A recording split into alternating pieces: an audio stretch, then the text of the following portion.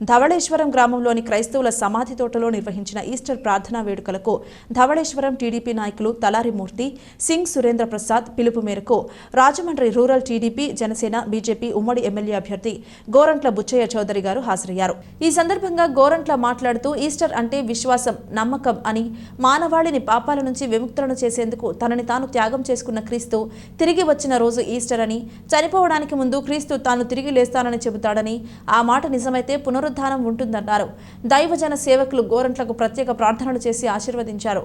సమాధి తోటలకు వెళ్లిన భక్తులకు యూనిట్ ఇన్ఛార్జ్ కొడమంచిలి సూర్య సుమారు 1000 మందికి అల్పాహారం తయారు చేసి గోరంట్ల చేతుల మీదుగా పంపిణీ చేశారు.